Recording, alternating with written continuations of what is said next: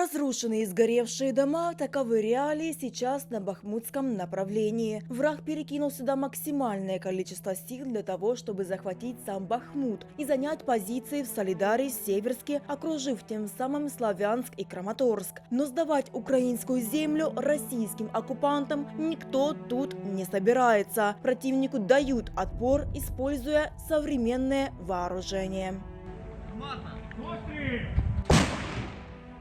Так работает гаубица М3 «Семерки». Это британская разработка, показавшая себя во время вооруженных конфликтов в Афганистане и Ираке. Стоимость одной единицы такой техники может превышать $2 миллиона.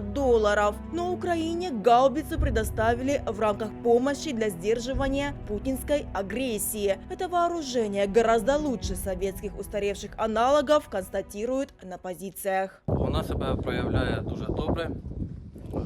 Це ж теж все залежить від розрахунку, від наводчиків, командирів і всього розрахунку. В цілому дуже добре. Чим краще, ніж радянська установка? Краще тим, що вона легша, легше її розгортати на бойовій позиції. Буде більше БК, буде більше уражених цілей, більше уражених складів БК, РСЗО, а також живої сили. Украинские военнослужащие получают последние координаты для того, чтобы... М3 «Семерки», известную как «Три топора». Это вооружение получено от европейских партнеров.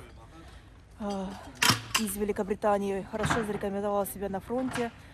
Им сейчас с помощью этого вооружения украинские военнослужащие сдерживают противника на Бахмутском направлении. Евгений, командир пушки, до получения гаубицы М3 «Семерки» воевал на старой советской самоходной гаубице. Говорит, разница колоссальная. До цього в мене гармата важила 10 тонн.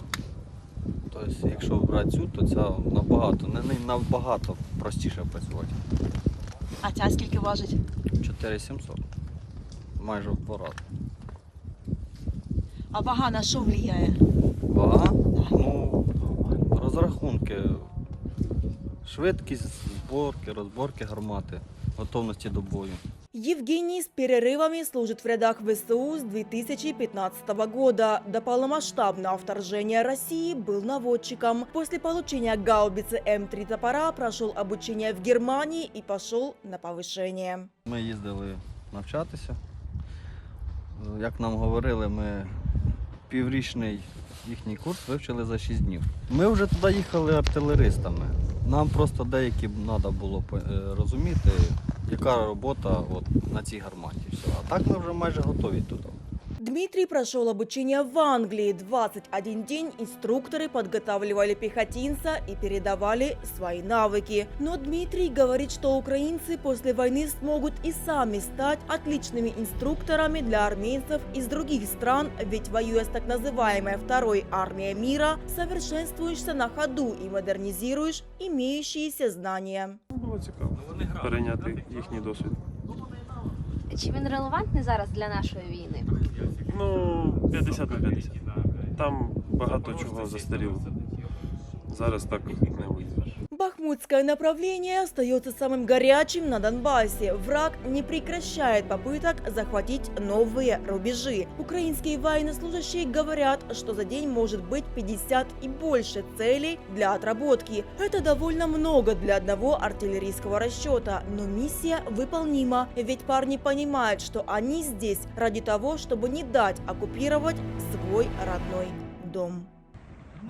Постріл!